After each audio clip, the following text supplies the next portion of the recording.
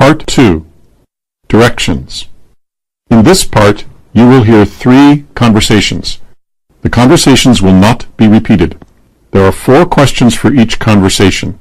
For each question, choose the right answer, A, B, C, or D. Then on the answer sheet, find the number of the question and fill in the space that corresponds to the letter of the answer you have chosen. Questions 9 to 12.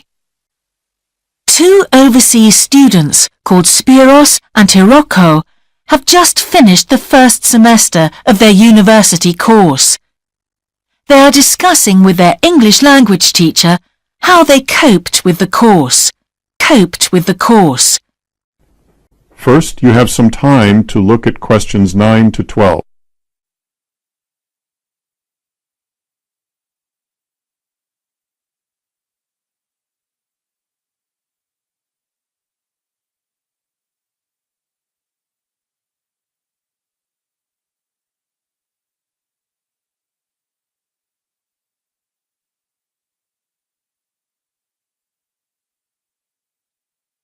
Now, listen carefully and answer questions 9 to 12.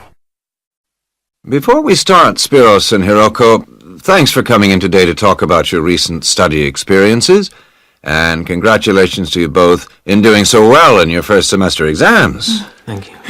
I'd like to discuss with you the value of the English for Academic Purposes course you did here last year before starting your university course. Spiros, if I could start with you, what parts of the program have now proved to be particularly valuable to you? I think that having to do a seminar presentation really helped me. For example, a couple of weeks ago in our marketing subject, when it was my turn to give a presentation, I felt quite confident. Of course, I was still nervous, but because I had done one before, I knew what to expect. Also, I know I was well prepared, and I had practiced my timing. In fact, I think that in relation to some of the other people in my group, I did quite a good job, because my overall style was quite professional. What about you, Hiroko? That's interesting. In my group, I was really surprised by the way the students did their presentations. They just read their notes aloud. Can you believe that? They didn't worry about their presentation style or keeping eye contact with their audience. And I remember that these things were really stressed to us in the course here. So, how did you approach your presentation, Hiroko? Well, to speak frankly, I read my notes too. At the time, it was a relief to do it this way, but actually when I had finished, I didn't feel any real sense of satisfaction. I didn't feel positive about the experience at all. That's a pity. You know, although I was pleased with my presentation, I am not so pleased with my actual performance right now in the tutorials. During the whole semester, I've not said anything in our tutorial discussions. Not a word. Really, Spiros? Why is that? Do the other students talk too much? It's partly that, but it's mostly because I have had no confidence to speak out. Their style of speaking is so different. It's not the style we were used to during the course. They use so many colloquialisms. They're not very polite, and sometimes there seems to be no order in their discussion. Also, they are very familiar with each other, so because they know each other's habits, they can let each other into the discussion. You're right, Spiros. I've experienced that too. Because I have had no confidence to speak out. Their style of speaking is so different. It's not the style we were used to during the course. They use so many colloquialisms. They're not very polite, and sometimes there seems to be no order in their discussion. Also, they are very familiar with each other, so because they know each other's habits, they can let each other into the discussion. You're right, Spiros. I've experienced that too. The discussion. You're right, Spiros. I've experienced that too.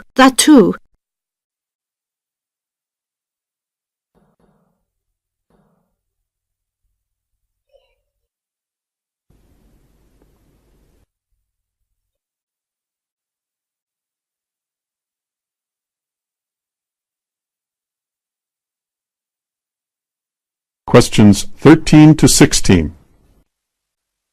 You will hear the Director of Studies in an English Language Centre and a student representative talking about their self-access centre. First, you have some time to look at questions 13 to 16.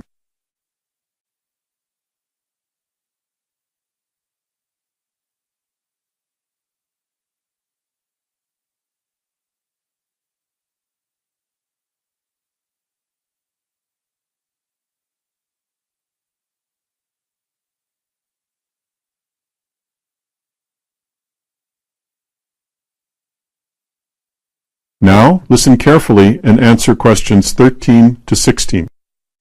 Hi, Yun. As you know, I've asked you here today to discuss the future of our self-access centre. We have to decide what we want to do about this very important resource for our English language students. So, can you tell me what the students think about this? Well, from the students' point of view, we would like to keep it. The majority of students say that they enjoy using it because it provides a variation on the classroom routine, and they see it as a pretty major component of their course. But we would like to see some improvements to the equipment, particularly the computers. There aren't enough for one each at the moment, and we always have to share. Well, yes, the teachers agree that it is a very valuable resource. But one thing we have noticed is that a lot of the students are using it to check their personal emails. We don't want to stop you students using it, but we think the computers should be used as a learning resource, not for emails. Some of us also think that we could benefit a lot more by relocating the Self-Access Centre to the main university library building. How do you think the students would feel about that, Yun? Well, the library is big enough to incorporate the Self-Access Centre, but it wouldn't be like a class activity anymore. Our main worry would be not being able to go to a teacher for advice. I'm sure there would be plenty of things to do, but we really need teachers to help us choose the best activities. Well, there would still be a teacher present, and he or she would guide the activities of the students. We wouldn't just leave them to get on with it. Yes, but I think the students would be much happier keeping the existing setup. They really like going to the Self-Access Centre with their teacher and staying together as a group to do activities. If we could just improve the resources and facilities, I think it would be fine. Is the cost going to be a problem? It's not so much the expense that I'm worried about, and we've certainly got room to do it, but it's the problem of timetabling a teacher to be in there outside class hours. If we're going to spend a lot of money on equipment and resources, we really need to make sure that everything is looked after properly. Anyway, let's make some notes to see just what needs doing to improve the centre. Make sure that everything is looked after properly. Anyway, let's make some notes to see just what needs doing to improve the centre.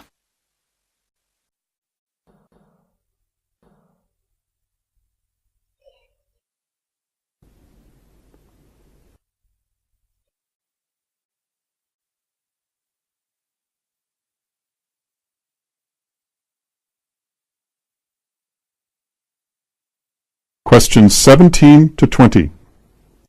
They're part of a seminar in which a researcher called Grant Freeman discusses his work on Australian honeybees with a group of students. First, you have some time to look at questions 17 to 20.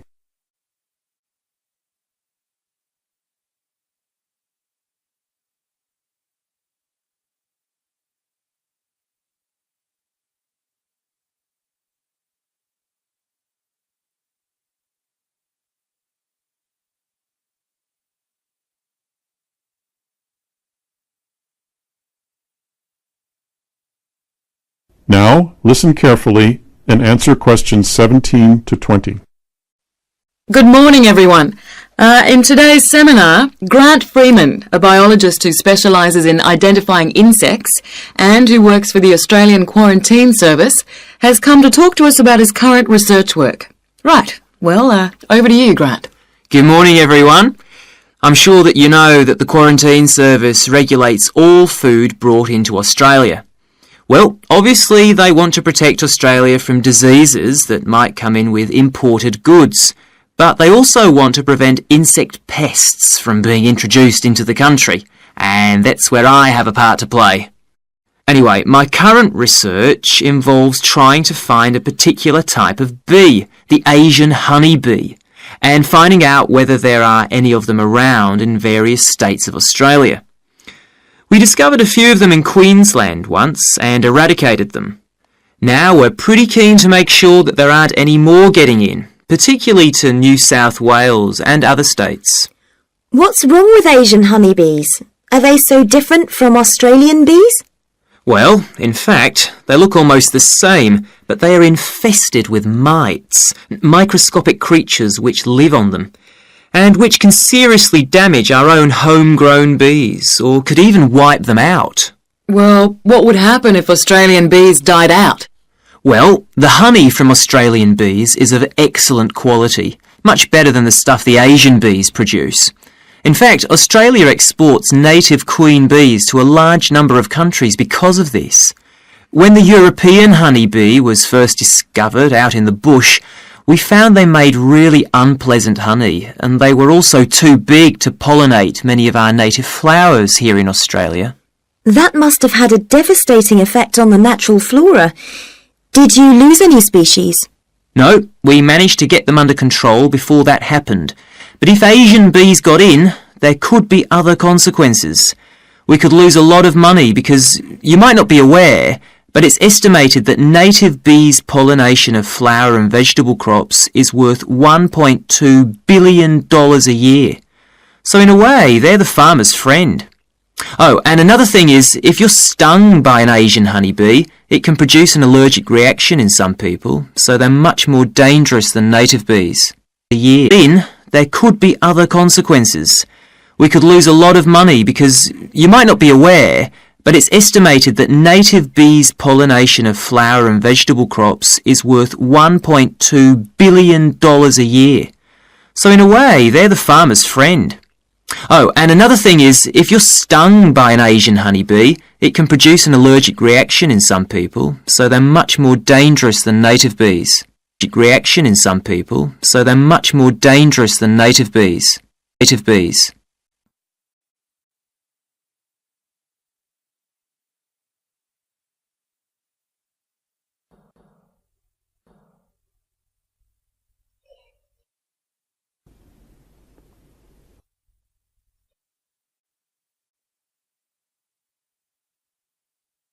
That is the end of part 2.